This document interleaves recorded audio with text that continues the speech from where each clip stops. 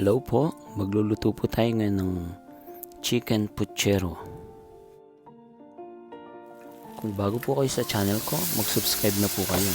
Pakiclick po yung bell, pakilike po yung video para po updated kayo para sa mga susunod pa po mga recipe na iluluto ko. Una po natin gagawin ay piprituin po muna natin yung saging saba. Pagkatapos po natin itong prituhin, i-slice po natin siya ng maninipis. Repolyo, radish, tsaka green beans lang po ang gulay na ilalagay ko dito. Bago po ako maggigisa ay piprituin ko muna yung aking chicken hanggang sa mag golden brown siya. Tapos itatabi po muna natin to, mag-umpisa na po tayong maggigisa. Mauna po yung bawang. So, lulutuin po natin hanggang sa mag golden brown siya. Tapos, sasabay ko na yung onion. Lutuin po natin yung onion. Pagka naluto na po yung onion, ilalagay nyo na po yung Annatto powder o yung atsuete. So, para pampakulay po ito, tsaka pampagandang tignan sa ating niluluto.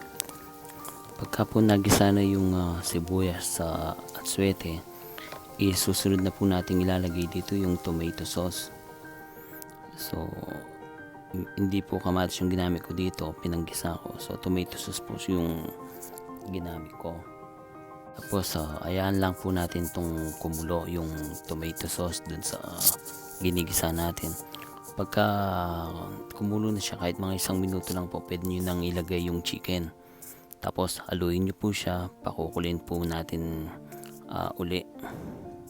Haluin nyo lang po siya para mag-mix yung chicken dun sa ginisa nating tomato sauce. Tapos po lagyan natin ng patis. Ito yung pinaka pampalasa natin, yung patis. Mas masarap po kasi yung patis. Tapos po lagyan nyo ng pamintang durog. Tapos haluin nyo lang po siya hanggang sa ma-mix siyang mabuti dun sa chicken. Tapos lagyan po natin to ng tubig. Tapos pakukuloy natin siya after nating ilagay yung tubig. Pagka kumulo na po siya, inahan nyo yung apoy. Tapos hayaan nyo lang po siyang maluto sa mainang apoy. After 10 minutes po natin siyang pinakuloy, ito na po yung itsura niya. Medyo malambot na po yung chicken nito.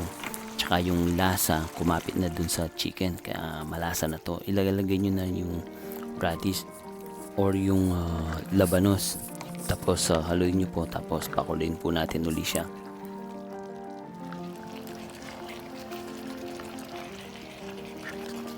Ngayon naman po, lalagyan uli natin ng sabaw or tubig. Tapos pakukuloyin natin uli siya. Tapos pagka kumulo na siya, ilalagay nyo na yung green beans. Para ito naman po yung susunod natin na iluluto ngayon. Ihaluin nyo lang po siya para mas kumapit din yung lasa dun sa gulay. Ngayon naman po, lalagyan natin siya ng asin. So, depende po sa inyo. Tikman nyo na lang kung gaano karaming asin yung kulang dun sa niluluto nyo. Kasi hindi pare-parehas naman yung dami ng gulay or chicken na lulutuin natin. Tapos, naglalagay din po pala ako dito ng asukal or sugar. 1 kutsarang sugar lang po. Pampasarap din po to. Kasi parang mag-iiba yung lasa niya pagka naghalo dun sa alat tsaka dun sa asim ng tomato sauce. Kaya nagbibigay kakaibang lasa po to sa niluluto nyo. Po ilalagay na natin yung cabbage or yung repolyo. Isang buong repolyo po to, pero hindi naman siya ganun kalaki. Kasi masarap din po kasi maraming gulay. Bali, haluin nyo lang po siyang mabuti para maluto siyang pantay yung magiging luto ng ating gulay. Ilalagay ko na po yung pinrito kong saging kanina. Tapos haluin nyo lang po, tapos lutuin nyo pa ng siguro mga 3 to 5 minutes. Depende po sa inyo. Kung gusto nyo mas lutong-luto yung gulay, then siguro magawin nyo mga 5 minutes. Pero kung ayos lang po kayo dun sa half cook, pwede na po sa 3 minutes. Napakasarap po nito, napakabango niya. Sana po matry nyo rin to. Para po sa mga hindi pa po nakaka-subscribe sa channel ko, mag-subscribe na po kayo para po updated kayo para sa mga susunod pang mga kapampangan recipe.